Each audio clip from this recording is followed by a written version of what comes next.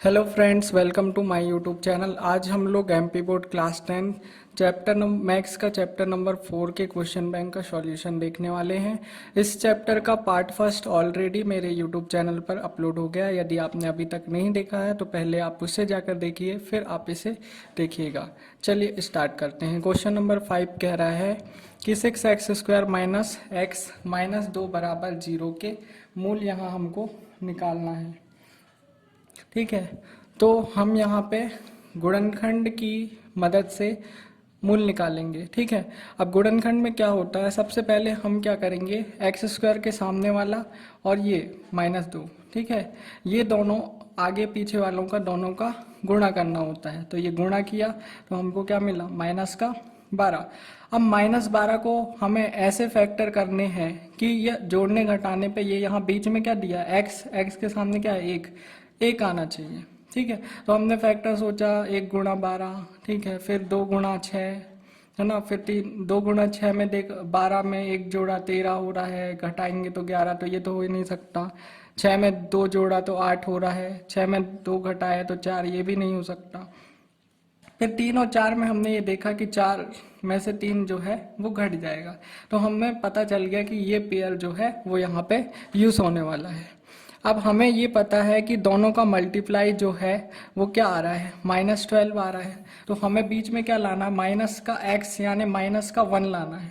ठीक है, उसके लिए क्या करेंगे, देखिए, यदि मैं प्लस यहाँ रहने देता हूँ और -3 के आगे लगा देता हूँ तो क्या मिलेगा, +1, जो कि मुझे नहीं चाहिए। क्या चाहिए मुझे, -1, तो माइनस किसके आगे रहेगा, -4 के आगे। तो इस तरीके से मल्टीप्लाई करेंगे तो -12 भी मिल गया और प्लस माइनस पे हमारा -1 भी आ जाएगा। तो हम यहाँ पे 3x लिख देंगे और यहाँ पे -4x लिख देंगे। मतलब सेम टू सेम लिखना, बस x वाली चीज है s वाली है तो उसके हिसाब से यहाँ पे लग जाएगा। इसको हमने तोड़ लिया। आप एक बार चेक भी कर लीजिएगा, प्लस माइनस होगा माइनस, तो 4 में से 3 गया 1, तो ये आ भी रहा है बड़ी संख्या का निशान, तो माइनस। ठीक है, बाकी फर्स्ट और लास्ट में आपको कोई भी चेंज नहीं करना है। उसके बाद हमने फर्स्ट के 2 पेयर और ये सेकेंड के 2 पेयर बना लिए। ठीक है, यहाँ पे हमने देखा कि ये 3 यहाँ से कॉमन निकल सकता है। कैसे, क्योंकि 3 जो है वो 3 के पहाड़े में 6 भी आता है और 3 भी आता है, तो 3 को हमने कॉमन निकाल लिया। अब x देखा तो यहाँ भी 2x है और यहाँ 1x है, तो 1x जो है वो कॉमन निकल जाएगा। अब यहाँ क्या निकल गया, 3x। अब कितने का गुणा करेंगे तो यहाँ पे 6x² आ जाएगा, तो यहाँ पे 2x का। ठीक है, और बाकी 3x पूरा निकल गया तो यहाँ पे क्या जाएगा, 1, और साइन का आएगा था प्लस का। तो इस तरीके से ये पहला पार्ट सॉल्व हो गया। अब सेकेंड में देखेंगे तो यहाँ से क्या कॉमन निकल जाएगा, 2, क्योंकि यहाँ पे देखिए 2 एकम 2, 2 दूनी 4, तो 2 निकल जाएगा। x नहीं निकल सकता क्योंकि यहाँ पे एक ही x है, यहाँ x नहीं है। और हम -2 जो है वो यहाँ से कॉमन निकाल लेंगे, तो बचेगा क्या यहाँ पे, देखिए, अब यहाँ से -2 कॉमन निकल गया तो यहाँ पे क्या बचा, 2x है ना। जब भी तो हम इनका गुणा करेंगे तो क्या मिलेगा, -2x। फिर अगले में हम देखेंगे, अब ये -2 जो है, ये जो 2 है वो पूरा कॉमन निकल गया, तो यहाँ पे क्या बचेगा, +1। ठीक है, -2 के साथ पूरा कॉमन निकल रहा है, तो यहाँ क्या बचेगा, +1, और ये किसके इक्वल है, 0 के। अब अपना जो सेम है 2x+1, 2x+1, उनको हम एक बार लिख लेंगे, और ये दूसरा जो है 3x ये आ गया, और ये -2, तो ये -2 यहाँ आ गया, ये 0 के इक्वल है। तो एक क्या हो जाएगा, 2x+1 बराबर 0, तो ये 1 जो है वहाँ जाएगा तो क्या आ जाएगा, -1। अब जब x की वैल्यू निकालेंगे, ये 2 क्या है इसके साथ में गुणे में, तो फिर कहाँ जाएगा, बटे में। तो एक तरीके से मूल क्या निकला, -1/2। अब इसको भी 0 के इक्वल करेंगे तो 3x - 2 = 0, तो ये 2 जो है वो यहाँ पे जाएगा तो क्या हो जाएगा, 2 है ना, प्लस का 2 यहाँ माइनस का था। अब ये 3 जो है गुणे में है, बटे में चला जाएगा। तो इस तरीके से 2 मूल निकल जाएंगे बहुत ही आसानी से। ठीक है, अगला क्वेश्चन है कि ये समीकरण आपको दिया हुआ है, लेकिन यहाँ पे कंडीशन मेंशन की हुई है कि द्विघाती सूत्र का ही प्रयोग करना है। ठीक है, तो सबसे पहले जो भी क्वेश्चन हमको आया है तो हम उसकी तुलना, एक व्यापक समीकरण हमारे पास मौजूद है a x square plus b x plus c बराबर 0, इससे करेंगे तो देखो एक्स स्क्वायर के सामने वाला पद क्या है 2, तो ए की वैल्यू कितनी आ गई 2। ये इसी तरीके से एक्स के ये वाला, तो बी की वैल्यू कितनी हो गई माइनस के साथ। सी की वैल्यू हम देखेंगे तो क्या आ जाएगी 3 प्लस की, और फिर हम लगा देंगे यहाँ पे द्विघात फॉर्मूला जो भी है हमारे पास माइनस बी प्लस माइनस करने में बी स्क्वायर माइनस 4ac बटे 2a। अब b की जगह पे -7 रख दिया, लेकिन यहाँ पे ध्यान रखिएगा कि ये माइनस ऑलरेडी है, ठीक है, माइनस पहले से है और b का मान क्या होता है -7, तो ये -7 आ जाएगा। इधर आपको कंफ्यूजन नहीं होनी चाहिए, ठीक है। प्लस माइनस का निशान, उसके बाद करनी के अंदर में -7 का वर्ग, 4 तो ऑलरेडी है, a का मान क्या है 2 और c का मान कितना है 3। इस तरीके से 7 का वर्ग करेंगे तो 49 आएगा, -7 का वर्ग करेंगे तो, और इसमें भी कंफ्यूज नहीं होना है, -7 गुणा 7, तो देखिए ये 49 हो गया, 49 हो गया, और ये माइनस माइनस प्लस हो गया। तो इसमें भी कंफ्यूजन नहीं रखना है कि आप कहीं यहाँ पे माइनस ना लगा दें, ठीक है, तो ध्यान रखिएगा। 4 दूनी 8 और 8 दूनी 16, 8 या 24 हो गया। इस तरीके से यहाँ पे माइनस माइनस क्या हो गया प्लस, तो ये ठीक है। फिर अगले में नीचे क्या है 2 गुणा 2, तो ये क्या आ गया 4। फिर यहाँ पे ये करनी के अंदर में 49 में 24 घट जाएगा तो क्या जाएगा करनी 25। तो इस तरीके से करनी 25 यहाँ पे आ गया, ठीक है, ये आ गया। अब हमें पता है करनी 25 का मान क्या होता है, और यदि नहीं पता तो निकाल भी सकते हैं, ठीक है। तो ये 5 होता है, अभी तो हमें पता है। तो ये एक बार जो यहाँ प्लस माइनस दिख रहा है, यहाँ पे एक बार धनात्मक चिन्ह लेंगे, एक बार ऋणात्मक चिन्ह लेंगे। जब धनात्मक लेंगे तो यहाँ धनात्मक बस रहेगा, तो 7 प्लस 5 बटे 4, तो ये क्या हो गया 12 बटे 4, तो क्या आ गया 3। इसी तरीके से यदि माइनस लेंगे तो यहाँ पे माइनस आ जाएगा, और ये घटेगा तो क्या आ गया 1 बटे 2, ठीक है। वो 1 बटे 2 नहीं, यहाँ पे देखिए 7 में से 5 गया तो 2 बचा, और यहाँ पे 4, फिर ये कट जाएगा, 2 एकम 2, 2 दूनी 4, तो 1 बटे 2 आ गया।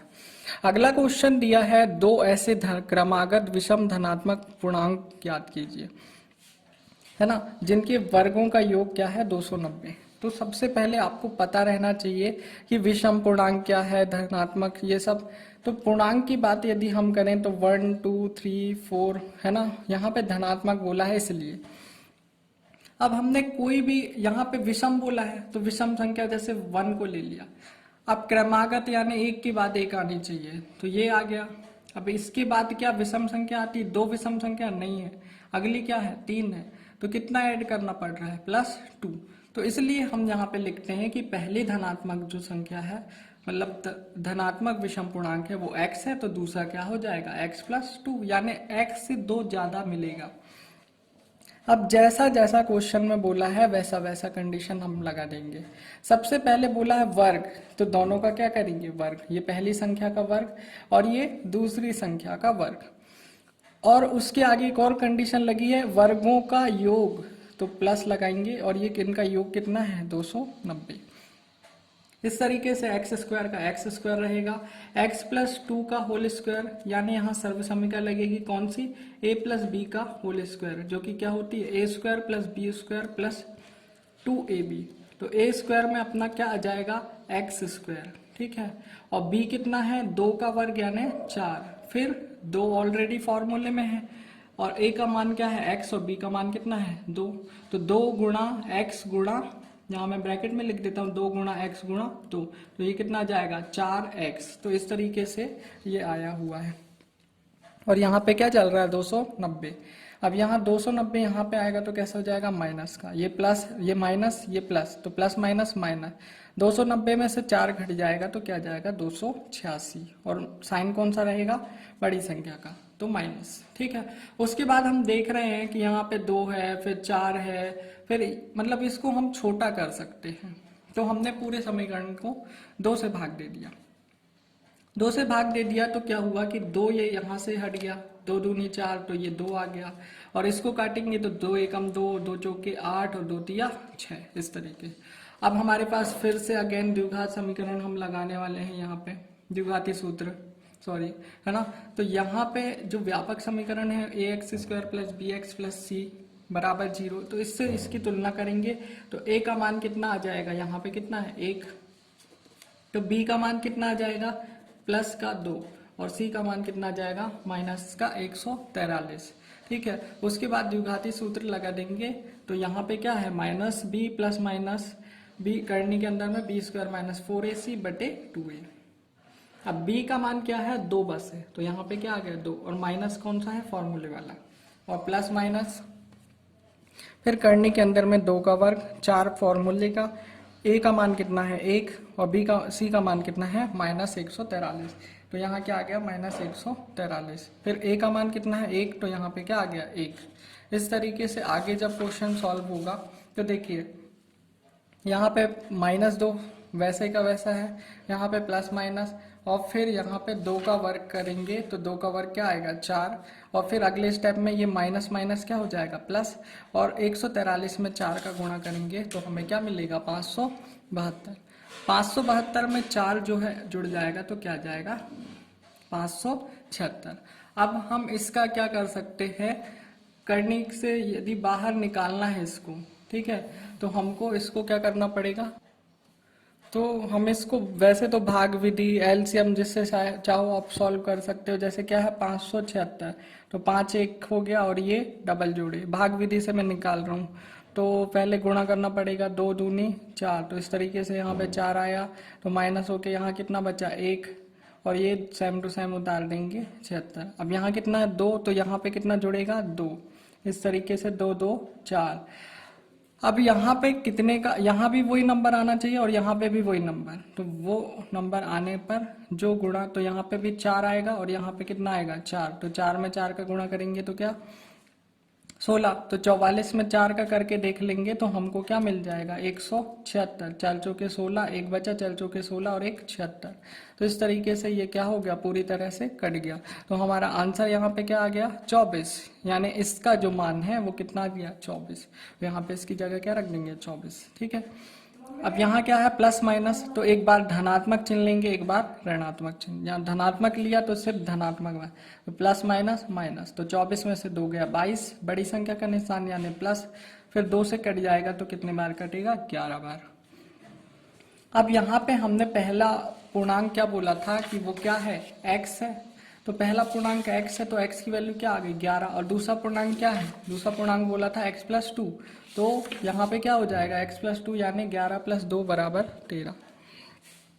अगला है देखिए, अब यहाँ पे माइनस का साइन यदि ले लेंगे यहाँ पे, है ना, तो ये माइनस माइनस प्लस, तो 24 में 2 जुड़ गया 26 आ गया, बड़ी संख्या का निशान यानी हाँ माइनस आ गया, 2 से कटा 13 बार -13 आ गया। अब धनात्मक संख्या बोल दिया है ऑलरेडी, तो हम क्यों माइनस में जाएं, ठीक है, यहाँ का सोचना ही नहीं है, ये आंसर नहीं हो सकता, आंसर यही पार्ट होगा। अगला क्वेश्चन भी इसी की जैसे है, 2 क्रमागत धनात्मक पूर्णांक ज्ञात करना है जिनके वर्गों का योग 365 है, लेकिन यहाँ पे देखिए ना तो विषम लगा है ना तो सम लगा। देखो पूर्णांक क्या हो गए धनात्मक, ये ही वापस से, अब जैसे मैंने कोई भी ले लिया धनात्मक पूर्णांक है, 1 से स्टार्ट है, इसके बाद क्या आएगा धनात्मक पूर्णांक 2 ही है, तो कितना ऐड करना पड़ रहा है 1, फिर इसमें कितना है 1 1, तो इसलिए पहला धनात्मक पूर्णांक कितना है x, तो दूसरा क्या हो जाएगा x + 2 x + 1। कंफ्यूज नहीं होना है, यदि विषम बोलेगा तो x + 2 होगा, ठीक है, यहाँ पे विषम नहीं है। अब पहला था तो x और दूसरा क्या है x + 1, उनके वर्गों का योग, तो पहले वर्ग करना है फिर योग कितना है 365, फिर यहाँ x² का x² रहा, x + 1 का होल स्क्वायर में यहाँ भी सर्व समीकरण लगेगी a + b का होल स्क्वायर बराबर a² + b² + 2ab, यानी a का स्क्वायर यानी x का स्क्वायर, b का स्क्वायर यानी 1 का स्क्वायर, और 2ab, तो 2 × x × 1, तो 2 में 1 का करेंगे तो 2 आएगा, और फिर x में करेंगे तो 2x हो जाएगा।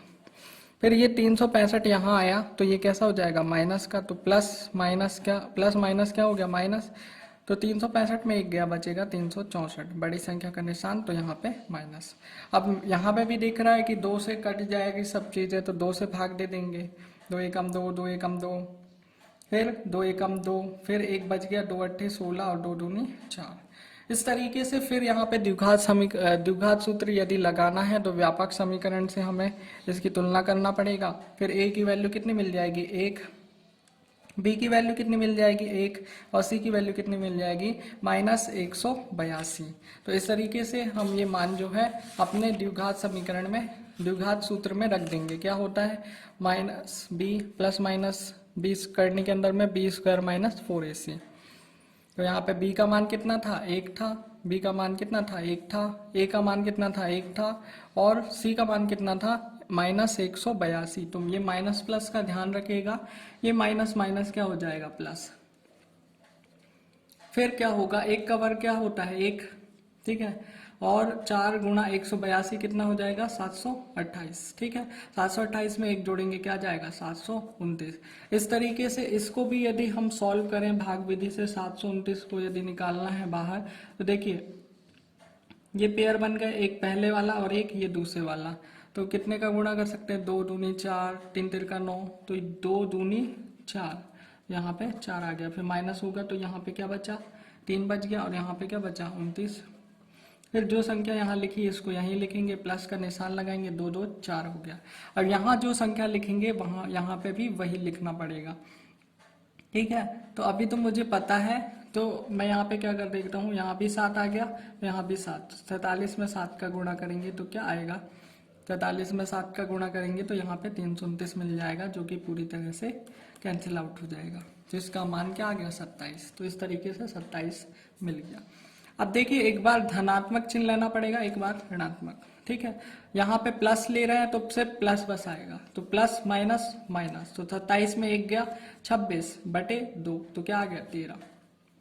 ये माइनस माइनस माइनस प्लस, 27 में 1 जोड़ा 28, बड़ी संख्या का निशान, तो ये माइनस का निशान, ठीक है। फिर कैंसिल आउट हो जाएगा, 2 एकम 2 और 2 14 बार, ये 14 दूनी 28 होता है, तो यहाँ पे -14। अब पहले ही मेंशन कर दिया है कि धनात्मक, तो ऋणात्मक में तो जाना ही नहीं, तो ये मान तो हो ही नहीं सकता। अब पहला यदि x का मान हमने क्या बोला था कि ये क्या है पहला धनात्मक पूर्णांक है, तो पहला कितना आ गया 13, तो दूसरा क्या होगा x+1, यानी क्या होगा 13 + 1 = 14, ठीक है। तो एक संख्या हो जाएगी 13 और दूसरी क्या हो जाएगी 14, ठीक है। अगला क्वेश्चन देख लेते हैं, क्वेश्चन नंबर 9। ऐसी दो संख्याएं ज्ञात करना है जिनके वर्गों का योग तो 27 हो, है ना, नहीं सॉरी, जिनका योग हो ओनली 27 और गुणनफल हो 182। सबसे पहले मान लेते हैं पहली संख्या x है, दूसरी संख्या y है। अब देखो जैसा जैसा क्वेश्चन में बोल रहा है वैसा वैसा कर लेते हैं कि दोनों का योग है, तो x + y = 27। अब समीकरण को सिर्फ एक ही चर राशि में रहने देना है, तो हम यहाँ से y का मान निकाल लेते हैं। तो y का मान क्या आ जाएगा 27 - x।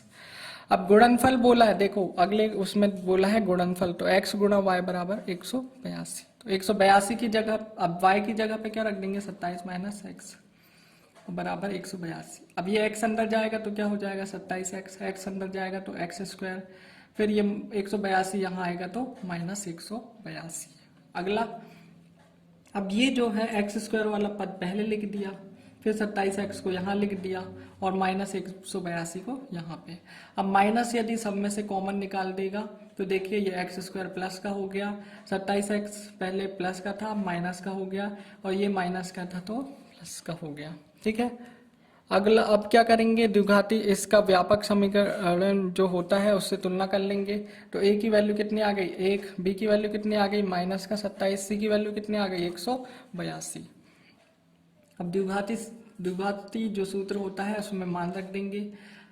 यहाँ पे मान रखते समय आपको ये ध्यान रखना है कि ये माइनस फॉर्मूले वाला होता है और अलग से b की वैल्यू माइनस में आई है, तो माइनस का 27, तो ब्रैकेट का यूज करें, ठीक है, ताकि प्लस माइनस में आपकी गलतियां ना हो। फिर करनी के अंदर में -27 का वर्ग -4 गुणा a कितना है 1 और c कितना है 182। इस तरीके से 4 गुणा 182 करेंगे तो 728 आ जाएगा, और फिर 2 गुणा 1 करेंगे तो 2 आ गया। 729 में 728 माइनस होगा तो क्या आ गया 1, ठीक है। यहाँ पे तो माइनस माइनस प्लस हो गया, तो इसलिए 27 बस लिखा है, ठीक है। करनी 1 का मान क्या हो जाता है 1, फिर एक बार धनात्मक चिन्ह लेने पर, एक बार ऋणात्मक चिन्ह लेने पर। धनात्मक लेंगे तो 27 + 1/2 यानी 28/2 यानी क्या आ गया 14। तो पहला जो मान हो गया, पहली संख्या क्या हो गई 14। तो दूसरी संख्या को क्या माना था y का मान क्या है 27 - x। तो 27 - x की जगह पे क्या रख देंगे 14। तो दूसरी संख्या क्या निकल जाएगी 13। अब यहाँ पे देखिए, यहाँ पे भी सेम करना है, ऋणात्मक चिन्ह लेंगे। तो ये दोनों पार्ट आपको सॉल्व करना है, ऐसा नहीं कि आप यही पार्ट बस सॉल्व करें और दूसरा पार्ट सॉल्व ना करें। यहाँ पे क्या हो जाएगा 26/2 यानी 13। तो पहली संख्या हो गई 13, तो दूसरी क्या हो जाएगी 27 - x यानी 27 - 13 तो 14। तो इसमें भी सेम रिजल्ट हमको मिलेगा। अब अगला क्वेश्चन है कि k का मान हमको यहाँ पे निकालना है। k का मान निकालना है यदि उसके ये समीकरण के जो है मूल बराबर हों, और हमें पता है समीकरण के मूल कब बराबर होते हैं, जब विविक्तिकर का मान क्या आता है 0। बस आपको यही बस याद रखना है, ठीक है, बाकी आप कर लेंगे, ठीक है। थोड़ा सा बेसिक्स आपको पता होना चाहिए। अब d की वैल्यू 0, विविक्तिकर का फॉर्मूला क्या होता है b² - 4ac। अब ए बी सी की वैल्यू कहाँ से निकालेंगे, व्यापक समीकरण से। तो ए का मान कितना आ गया 2, बी का मान कितना आ गया के, और सी का मान कितना आ गया 3, ठीक है। इस तरीके से अब यहाँ पे मान रख देंगे, तो बी की जगह पे k² है ना, और 4, ए का मान कितना है 2 और सी का मान कितना है 3, तो यहाँ पे 3 आ गया। 3 दूनी 6, चौको 24, ठीक है। ये 24 यहाँ आ गया तो प्लस का हो गया। अब ये स्क्वायर हटेगा तो यहाँ पे क्या आ जाएगा करनी में, और प्लस माइनस के साथ, ये ध्यान रखिएगा, ठीक है। अब यदि इसको और सॉल्व करना है तो 24 फिर 2 12 एलसीएम निकाल लेंगे, 2 छक्का 12, 2 तिया 6, फिर 3 एकम 3। तो इसमें पेयर कितने बन रहे हैं, एक तो हमारा एक ही पेयर बन रहा है 2 का। तो इसमें क्या होगा कि सिर्फ 2 बस बाहर निकलेगा और अंदर क्या रहेंगे 2 × 3 यानी 6। तो एक मान होगा प्लस का, एक माइनस का, ठीक है। अगला क्वेश्चन है, एक समकोण त्रिभुज की ऊंचाई इसके आधार से 7 सेंटीमीटर कम है। यदि कर्ण 13 सेंटीमीटर हो तो अन्य दो भुजाएं आपको निकालनी है। बहुत अच्छे से समझिए ये क्वेश्चन। देखिए सबसे पहले समकोण त्रिभुज बना लीजिए। इसमें 90 डिग्री के सामने वाला क्या होता है कर्ण, ठीक है, और जी थीटा है, जैसे कोई भी एंगल थीटा बन रहा है तो इसके सामने वाला के ये क्या होगा लंब, और इसके बाजू वाला ये क्या होगा आधार। तो यहाँ पे पाइथागोरस थ्योरम लगा देंगे। लेकिन पहले हम क्वेश्चन को पढ़ते हैं कि बोल क्या रहा है। इसकी ऊंचाई दी हुई है जो कि आधार से 7 सेंटीमीटर कम है। हमें पता चल गया इसकी ऊंचाई दी हुई है, ठीक है। किससे कम है, आधार से। तो आधार को कुछ ना कुछ मानना पड़ेगा, इसलिए हमने आधार को क्या बोल दिया कि वो x सेंटीमीटर है, ठीक है। तब इसकी ऊंचाई क्या निकल के, ऊंचाई लंब सब एक ही चीज है, तो क्या हो जाएगी x - 7, मतलब आधार से 7 सेंटीमीटर कम है। तो जब आधार x है उससे 7 सेंटीमीटर कम है। और कर्ण कितना है 13। यहाँ पे पाइथागोरस लगा देंगे, कर्ण का वर्ग बराबर लंब का वर्ग प्लस आधार का वर्ग, ठीक है। तो यहाँ पे जो कर्ण है वो कितना दिया था 13, और जो अपना लंब निकल के आया था, लंब मतलब ऊंचाई, वो क्या थी x - 7, और आधार कितना था x जो हमने माना था, ठीक है। तो यहाँ पे ये सिर्फ रख दिया। अब देखिए यहाँ पे क्या है x - 7 का वर्ग, तो यहाँ पे क्या लगेगा, कौन सी सर्वसम्मिका a - b का होल स्क्वायर, जो कि क्या होती है a² + b² - 2ab। तो देखिए a क्या है x और b क्या है 7, तो a² यानी कि x का स्क्वायर, b² यानी 7 का स्क्वायर यानी 49, फिर 2 × x × 7, तो 2 × 7 करेंगे 14, और x में गुणा करेंगे तो 14x, और इस तरीके से फिर x² का ये यहाँ पे ऐड रहेगा, ठीक है। x² में x² क्या हो जाएगा ऐड हो जाएगा, तो क्या मिलेगा 2x², फिर x का पद लिखेंगे तो -14x और 49 ये आ गया, ठीक है। उसके बाद ये यदि ये प्लस में है, ये इस तरफ लाओगे तो कैसा हो जाएगा माइनस का, तो यहाँ क्या बचेगा, सिर्फ यहाँ क्या बच गया 0, तो 0 यहाँ लिखो चाहे यहाँ लिखो, बात एक ही है, ठीक है। यहाँ पे प्लस है यहाँ माइनस है, तो 169 में 49 को माइनस करेंगे तो क्या जाएगा 120, ठीक है। इस तरीके से अब हमें दिख रहा है कि हम समीकरण को और छोटा कर सकते हैं, क्योंकि 2 सब में कॉमन निकल जाएगा तो 2 से भाग दे देंगे। 2 एकम 2, 2 सत्ते 14 और फिर 2 छिक्का 12 और 0 का 0। इस तरीके से इस समीकरण की तुलना हम ax square plus b x plus c से करेंगे तो a का मान कितना आ जाएगा, एक b का मान कितना आ जाएगा -7 और c का मान कितना आ जाएगा -60। और फिर यहाँ पे क्या लगा देंगे, द्विघाती सूत्र। अब द्विघाती सूत्र क्या बोलता है, x is equal to minus B plus minus करने के अंदर बी स्क्वायर माइनस 4ac बटे 2a। ठीक है, तो अब b की जगह पे अपना कितना आ जाएगा, b की जगह पे क्या है -7 का वर्ग। यहाँ पे बहुत ध्यान से आप वैल्यू को रखिएगा, क्योंकि माइनस से फॉर्मूले वाला और b का मान कितना है -7, तो -7 रखेंगे ये इधर पे। ठीक है, फिर -4 है फॉर्मूले वाला, a का मान कितना है 1 और c का मान कितना है -60। उसके बाद हम देखेंगे कि ये माइनस माइनस क्या हो जाएगा प्लस। उसके बाद -7 का वर्ग करेंगे तो -7 गुणा -7 होगा तो क्या जाएगा 49। ऐसा नहीं कि आप -49 लिखिए, माइनस माइनस क्या हो जाएगा प्लस। अब ये माइनस था और यहाँ पे भी माइनस है तो माइनस माइनस क्या हो गया प्लस। ठीक है, इसलिए प्लस आ गया और 6 को 24 और 0 का 0, 240। दोनों ऐड करोगे तो क्या जाएगा 289। 2 में 1 का गुणा किए इसलिए 2 आया, फिर ऑलरेडी 2। ठीक है, फिर यहाँ पे भी हमको पता है कि ये किसका वर्गमूल होता है, तो हमें पता है ये किसका है 17 का वर्ग होता है। तो यहाँ पे क्या आ जाएगा इसकी जगह पे 17, और आप चाहें तो भाग विधि से निकाल भी सकते हैं। ठीक है, वैसे तो ये थोड़ी बहुत चीज़ें जो है वो आपको याद होनी चाहिए। ठीक है, कम से कम एटलीस्ट 20 तक तो आपको याद होनी चाहिए। यहाँ पे 17 आ गया, यहाँ पे प्लस माइनस है। अब एक बार धनात्मक चिन्ह लेने पर, एक बार ऋणात्मक चिन्ह लेने पर। धनात्मक लेंगे तो यहाँ क्या बचेगा धनात्मक, तो सिर्फ धनात्मक लेंगे। 7 + 17 बटे 2 यानी क्या हो गया 24 बटे 2, तो ये कट जाएगा तो कितना आ गया 12। अब एक जो है देखो x की वैल्यू निकली, x को क्या माना था आधार, तो जब आधार x निकला तो ऊंचाई निकालेंगे कैसे x -7 से, तो x की जगह पे क्या रख देंगे 12 - 7 = 5। अब ऋणात्मक चिन्ह लेंगे तो 7 - 17 बटे 2 यानी क्या आ गया -10 बटे 2 यानी कितना -5। और ये हमें पता है कि जो भी ऊंचाइयां हैं लंबाइयां हैं वो ऋणात्मक में नहीं हो सकती, वो किस में होती हैं धनात्मक होती हैं, इसलिए ये आंसर हो ही नहीं सकता। ठीक है, तो आई होप कि आपको वीडियो पसंद आई होगी, और यदि वीडियो पसंद आई तो वीडियो को लाइक कीजिए, शेयर कीजिए और चैनल को सब्सक्राइब कीजिए। Thank you very much for watching this video.